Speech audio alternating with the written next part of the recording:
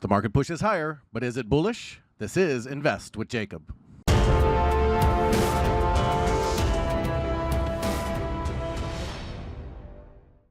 Okay, guys, so in yesterday's video, we talked about the fact that the market could be trying to make a push for 4,200 to complete the C wave of A, and the market tried to get started on that action yesterday. It pulled back briefly at the open before closing in the green, giving it a setup for a 1-2. But is that setup bullish? I'll get into that in just one second. But first, if you're new here, welcome to the show, guys. My name is Jacob Gabbard, and this is Invest with Jacob, where we use Elliott Wave Theory to break down the SP 500 and the NASDAQ. I highly encourage you to hit that subscribe button down below so that you can get our daily S&P updates, our trade setups, and our buy alerts.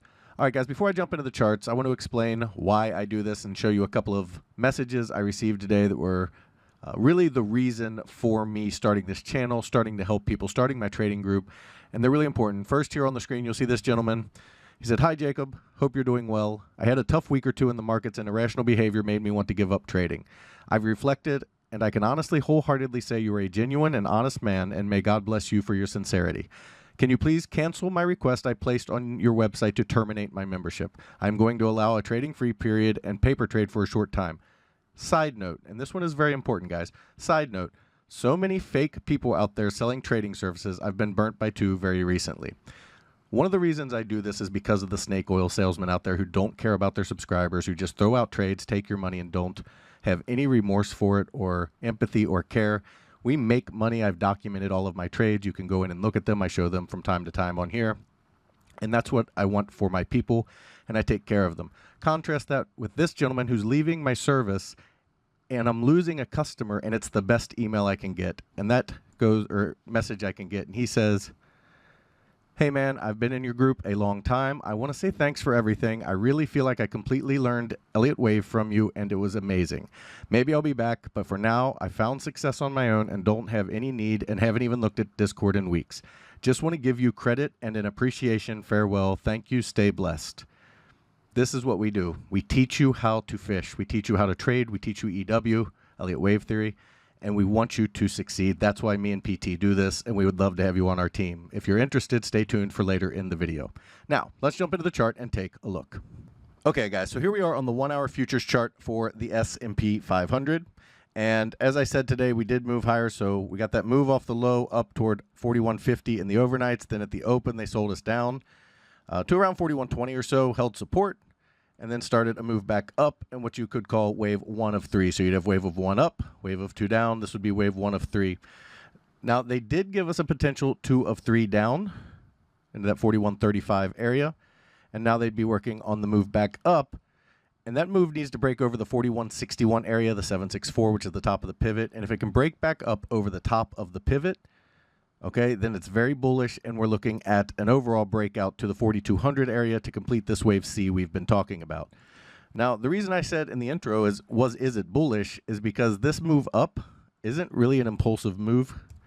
It's a pretty clear three-wave move, and the second move up is also lacking an impulsive structure, and that gives me a lot of caution on this move up because you should see clear impulsive structures on these types of moves, but I won't fight price if they decide to go that route.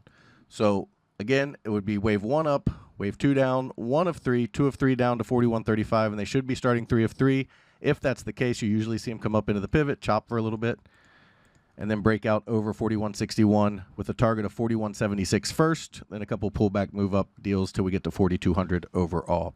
So that's kind of what we're looking for in the bigger picture of the smaller picture, I should say.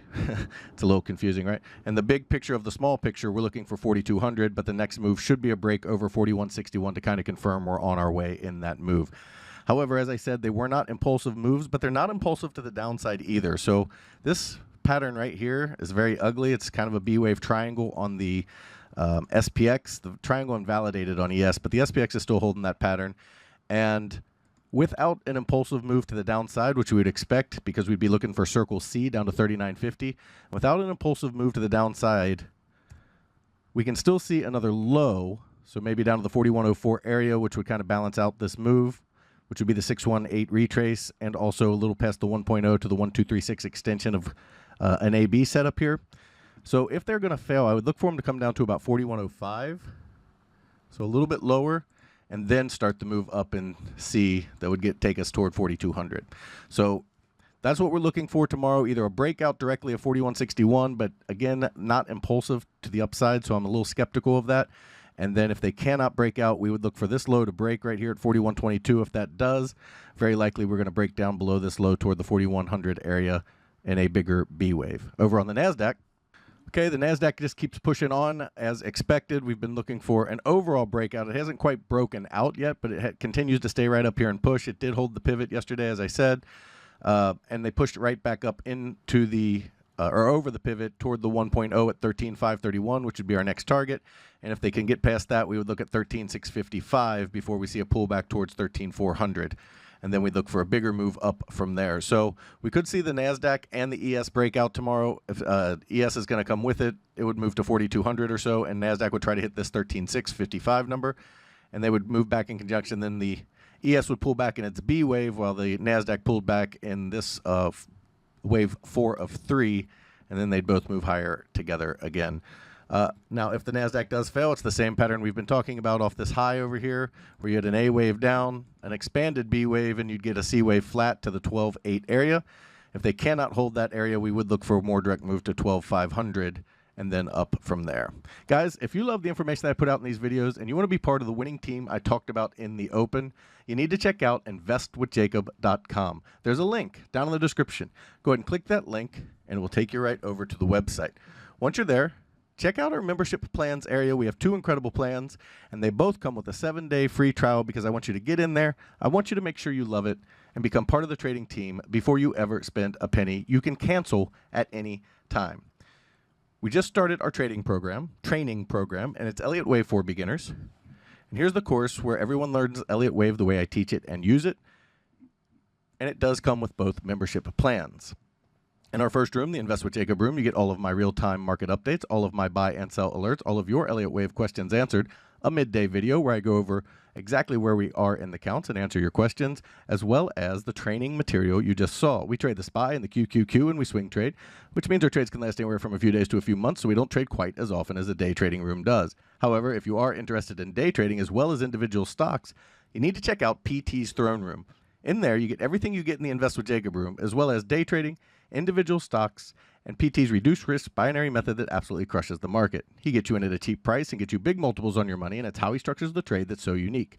It's something you kind of have to see to understand, and that's another reason we give you that 7-day free trial.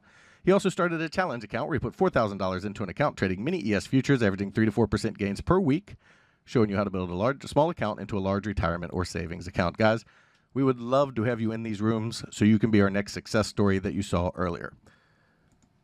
Key takeaways for today. ES does have a breakout setup. However, the impulsive waves are a little questionable over 4161, and we would be looking up. If they break down below this low at 4122, we're looking down toward the 4100 area. Over on the NASDAQ, also looking to break out to 13,531 or 13,655, and then we'd look for a pullback from there back to the 13,406 area. However, if they are going to fail, we would see a bigger move down. That would be a flat into the 12,800 area, and if they can't hold that, we'd look to 12,500. Guys, that is your market update for today. I will talk to you tomorrow.